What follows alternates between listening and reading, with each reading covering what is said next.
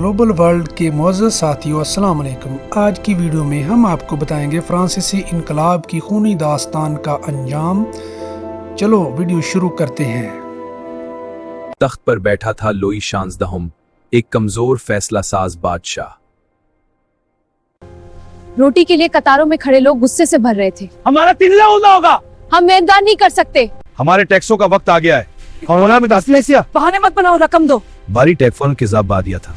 ये जुल्म बर्दाश्त नहीं होगा। हम सब मिलकर उठेंगे, उन्हें सबक सिखाएंगे। और फिर बगावत की चिंगारी आहिस्ता आहिस्ता भड़कने लगी। 1789 में अवाम सड़कों पर निकल आए।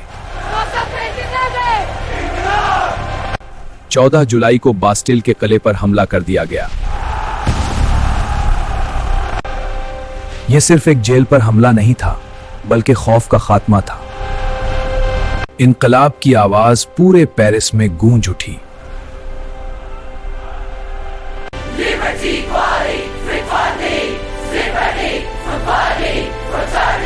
बादशाहत के सुतून हिलने लगे थे। कौमी असेंबली कायम की गई। शाही इख्तियारात कम कर दिए गए। आखिरकार बादशाह को गिरफ्तार कर लिया गया। उस पर गद्दारी का मुकदमा चलाया गया। यह इल्जाम बेबुनियाद है, सबूत वाज़े हैं। 1793 में फैसला सुनाया गया। गिलोटीन के नीचे सदियों पुरानी बादशाहत खत्म हो गई। मगर इनकलाब अमन का पयाम्बर न बन सका। दहशत के दौर में हजारों अफराद मारे गए।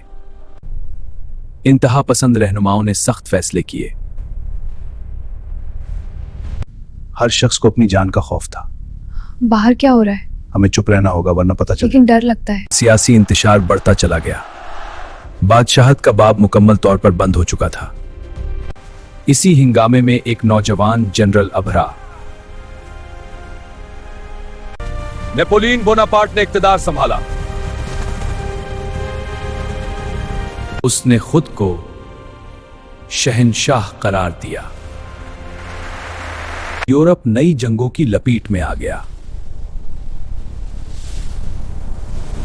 बादशाहतें खौफजदा हो गई।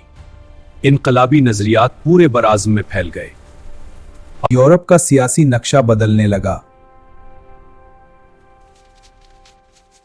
अवामी हुकूक की तहरीकें जोर पकड़ने लगी। पार्लियामेंट स्टाइल गवर्नमेंट फॉर्मिंग, जमहूरियत के बीज बो दिए गए। बादशाहत की मुतलक ताकत टूट चुकी थी। फ्रांस एक नए दौर में दाखिल हो चुका था। फ्रांसीसी इनकलाब ने साबित किया कि जब अवाम उठ खड़े हों तो तारीख बदल जाती है।